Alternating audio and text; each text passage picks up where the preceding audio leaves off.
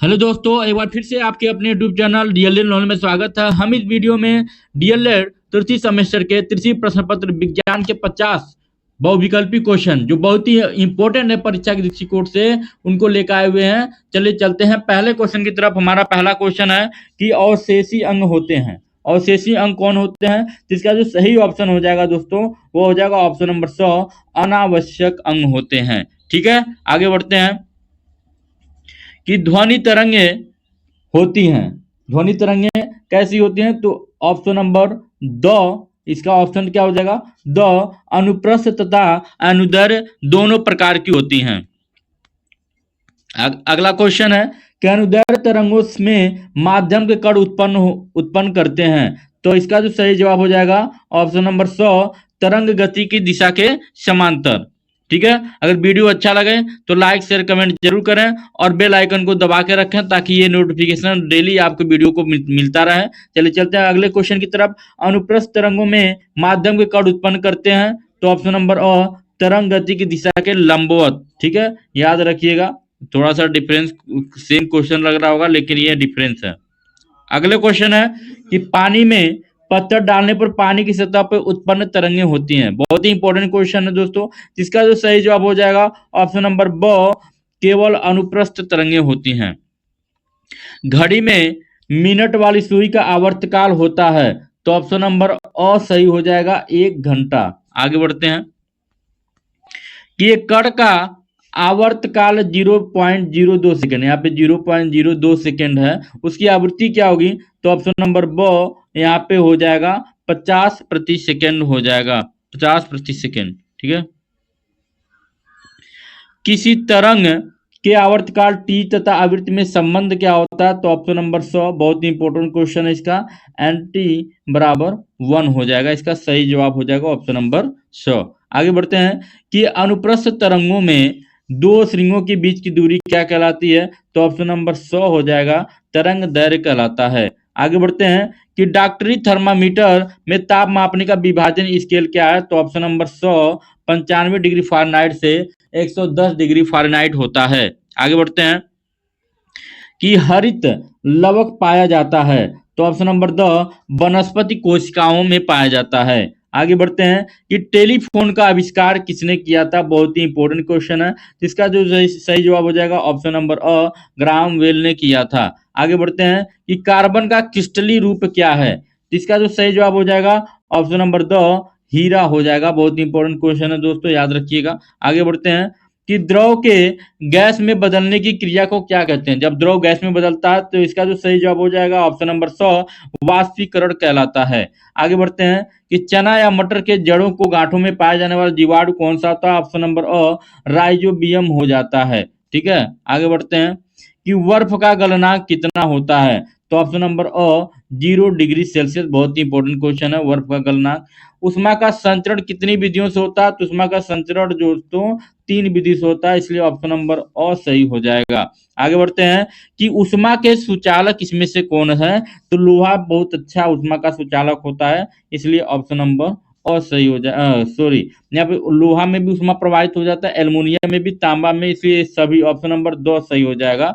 ठीक है, option number 2 इसका सही जवाब हो जाएगा। ठीक है, आगे बढ़ते हैं। अगला जो क्वेश्चन है कि कुचाला किसमें से कौन सा होता है जिसमें उष्मा प्रवाहित नहीं था? हवा में भी नहीं होती, पोर्सिलीन में भी, ऊन में, सभी में, इसलिए ऑप्शन नंबर 2 सही हो जाएगा इसका सही जवाब। आगे बढ़ते हैं कि प्रकाश का सबसे महत्वपूर्ण स्रोत है तो क्या है? तो ऑप्शन नंबर 2 सूर्य को माना जाता है। आगे बढ़ते हैं कि प्रकाश के प्राकृतिक स्रोत हैं। तो ऑप्शन नंबर 2 ये सभी हो जाएंगे, सूर्य, तारे, जुगनू, सभी। आगे बढ़ते हैं कि दीप्त वस्तुएं नहीं हैं। तो ऑप्शन नंबर अ, दर्पण दीप्त वस्तुएं नहीं हैं। आगे बढ़ते हैं, वे वस्तुएं जो स्वयं प्रकाश उत्पन्न करती कहलाती हैं। तो दीप्त वस्तुएं कहलाती हैं, इसलिए ऑप्शन नंबर अ। अदीप्त वस्तुएं जो स्वयं प्रकाश उत्पन्न नहीं करती हैं, दीप्त वस्तुएं जो स्वयं प्रकाश उत्पन्न कर सकती हैं। आगे बढ़ते हैं कि कार, बस तथा ट्रक के चालक के पास दाईं ओर एक दर्पण होता है, उसकी सहायता से चालक अपने पीछे वाले वाहनों को देखकर सतर्क हो पाता है। यह दर्पण कौन सा होता है? तो ऑप्शन नंबर अ, उत्तल दर्पण होता है। बहुत ही इंपॉर्टेंट क्वेश्चन है दोनों, उत्तल दर्पण होता है। आगे बढ़ते हैं, कंपन करने वाली वस्तु द्वारा एक कंपन में लगा समय क्या कहलाता है? तो ऑप्शन नंबर अ, आवर्तकाल को टी से दिखाते हैं, आवर्तकाल कहलाता है। आगे बढ़ते हैं कि दाढ़ी बनाने में जिस दर्पण का प्रयोग किया होता है वो दर्पण कौन सा होता है, तो ऑप्शन नंबर अवतल दर्पण होता है, अवतल दर्पण।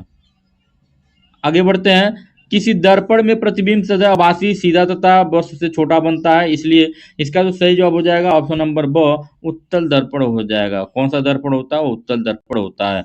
किसी दर्पण में प्रतिबिंब सदैव वास्तविक उल्टा तथा वस्तु से बड़ा बनता है, इसका जो सही जवाब हो जाएगा ऑप्शन नंबर अवतल दर्पण हो जाएगा। ठीक है, वह दर्पण जिसके बाहरी सतह पर कलई किया होता है तथा अंदर सतह चमकीला होता है क्या कहलाता है, कौन सा दर्पण कहलाता है, तो ऑप्शन नंबर अवतल दर्पण कहलाता है। आगे बढ़ते हैं कि वह दर्पण जिसके बाहरी सतह पर कलई नहीं होती बल्कि चमकदार होता है तथा अंदर की सतह पर कलई होती क्या कहलाता है, तो ये होता है उत्तल दर्पण होता है, ऑप्शन नंबर ब, क्योंकि ये ऐसे होता है, ऐसे प्रकाश का अपवर्तन होगा और ऐसे कलई होगा। ठीक है, आगे बढ़ते हैं कि वह दर्पण जिसके अंदर की सतह पर परिवर्तन की घटना होती है क्या कहलाता है, तो ऑप्शन नंबर अवतल दर्पण कहलाता है, इसलिए ऑप्शन नंबर अ सही हो जाएगा। आगे बढ़ते हैं, आवृत्ति का मात्रक होता है, आवृत्ति का मात्रक क्या होता है, तो ऑप्शन नंबर ब हर्ट्ज होता है, हर्ट्ज होता है। आगे बढ़ते हैं कि किसी वस्तु द्वारा प्रति सेकंड किए गए कंपनों की संख्या क्या कहलाती है, तो ऑप्शन नंबर आवृत्ति कहलाती है, इसलिए इसका सही जवाब हो जाएगा आवृत्ति। कंपन करती हुई वस्तु का अधिकतम विस्थापन कहलाता है, तो ऑप्शन नंबर आयाम कहलाता है, इसलिए इसका जो सही जवाब हो जाएगा वह दोस्तों हो जाएगा ऑप्शन नंबर आयाम। आगे बढ़ते हैं, पानी का क्वथनांक कितना होता है, क्वथनांक मतलब उबलना, कितने पे उबलता है, तो ऑप्शन नंबर 100 हो जाएगा इसका सही जवाब। आप भी कमेंट करके जरूर बताइए, 100 डिग्री सेल्सियस। आगे बढ़ते हैं कि कुछ पदार्थ ऐसे होते हैं जो गर्म करने पर ठोस अवस्था से सीधे गैसीय अवस्था में बदल जाते हैं, इस क्रिया को क्या कहते हैं, तो बहुत ही अच्छा इंपॉर्टेंट क्वेश्चन है, ऊर्ध्वपातन कहते हैं, ऑप्शन नंबर और सही हो जाएगा। जैसे कपूर हो गया, कपूर को आप रख दीजिए, सीधे वो ठोस से गैसीय अवस्था में बदल जाएगा। आगे बढ़ते हैं कि पहाड़ के निकट निश्चित दूरी पर जब कोई ध्वनि उत्पन्न की जाती है तो ध्वनि पहाड़ से टकराकर परिवर्तित होकर पुनः वापस आती है और पहले उत्पन्न की गई मूल ध्वनि की बात ध्वनि सुनाई पड़ती है कहलाती है, तो क्या कहलाती है, तो ऑप्शन नंबर 100 प्रतिध्वनि कहलाती है, इसलिए सही जवाब हो जाएगा प्रतिध्वनि। आगे बढ़ते हैं कि मानव का कान एक निश्चित सीमा के बीच की आवृत्ति को ध्वनि सुन सकता है, तो किसका, तो ऑप्शन नंबर 20 से 20 हर्ट्ज तक, ऑप्शन नंबर और सही हो जाएगा इसका सही जवाब। आगे बढ़ते हैं कि बीओडी का मतलब होता है बायोलॉजिकल ऑक्सीजन डिमांड द्वारा होता है, क्या होता है, तो ऑप्शन नंबर जल प्रदूषण का मापन किया जाता है। आगे बढ़ते हैं, ग्लोबल वार्मिंग का अर्थ क्या होता है, तो ग्लोबल वार्मिंग का अर्थ होता है पृथ्वी का गर्म होना, ऑप्शन नंबर सही हो जाएगा। आगे बढ़ते हैं कि ग्लोबल वार्मिंग के कारण क्या क्या हो सकता है, तो ऑप्शन नंबर 100 ये उत्तरी ध्रुव के बर्फ पिघल जाते हैं और दक्षिणी ध्रुव के बर्फ पिघल, इसलिए दोनों 100 ऑप्शन इसका सही हो जाएगा। आगे बढ़ते हैं, ओजोन परत को क्या कहते हैं, तो ओजोन परत को जीवन रक्षक परत कहते हैं, इसलिए ऑप्शन नंबर सही हो जाएगा।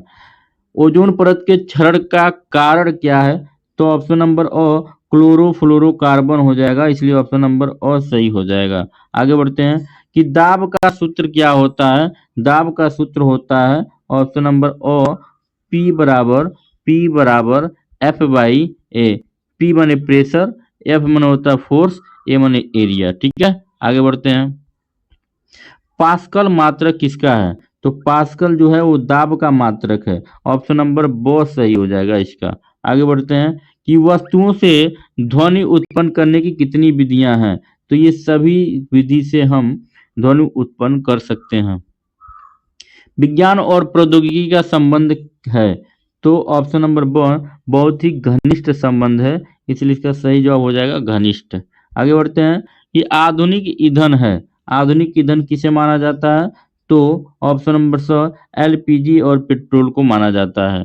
ठीक है, आगे बढ़ते हैं कि मनोरंजन के साधन हैं, तो ये सभी जो हैं वो मनोरंजन के साधन हैं, इसलिए ऑप्शन नंबर 2 सही हो जाएगा।